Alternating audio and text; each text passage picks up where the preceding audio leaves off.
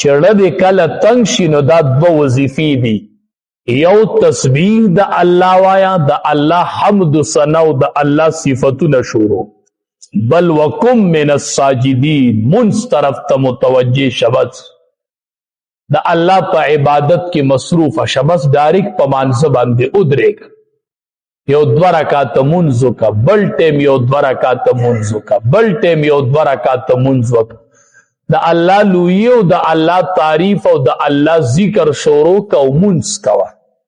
وکم من الساجدین شد سجده کوونکو مراد تینا مونځ دی، خدا سجده پکې ځکه ذکر کړله چې دا سجده چې دا په ټول مونځ کې افضل ده او اعظم ده، ځکه اکثر د مونږ تعبیر کیږي په سجدې سره. لکه مسلم شریف کی روایت شتا، ابو داود شریف کی روایت شتا، نسائی شریف کی روایت شتا چې ډیر نږدې چې بنده په کم حالت کې الله ته هغه د سجدې حال، بس په دې ټیم کې دا بنده الله ته ډیر نږدې چې کله د سر په سجده باندې پروت دا ډیر د نزدېکت ټیم دی الله نو ځکه سجده ذکر کړه. وعبد ربک او د خپل رب عبادت کوه د الله هوګه حبیبه. نو دلته د عبادت نه مراد استقامت دی، په دې مونځ قایم پاتې شه، داسې نه چې د اړه تنګوالی دی ختم شو چې بیا مونځ پرېږدوه، نه، وعبد ربک په مونځ قایم اوسېږه حتی یأتیک الیقین تر دې پورې چې تا ته مرګ راشي، مرګ پورې عبادت کوه. د یقین معنا علما وایي دا مرګ دی او دې مرګ ته ځکه یقین وایي چې چا سا راوړې ده نو یقین دی دا چې دته به مرګ راځي، نو ځکه مرګ ته یقین وایي. ټول مفسرین د لغت امامانو په دې باندې اجماع کړې ده،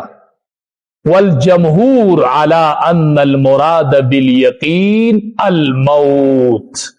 چې د یقین نه مراد چې دی هغه مرګ دی، نو معلومیږي دا چې مرګ ډیر یقیني دی.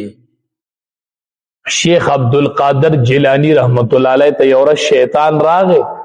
په ښایسته شکل کې، وی زه د الله د طرف نه فرشته یم، الله راولېږلم چې ده ته ووایه چې عبادت مې وله قبول کو دی د نور عبادتونه نه کوي، بس د عبادت قبول شوی. شیخ عبدالقادر جیلانی رحمت الله علیه ورته وی ورک شته شیطان، وی څنګه؟ وی الله قرآن کې نبی علیہ السلام ته وی چې وعبد ربک حتی یأتیک الیقین، زما خوږه حبیبه عبادت کوه تر دې پورې چې تا ته مرګ راشي.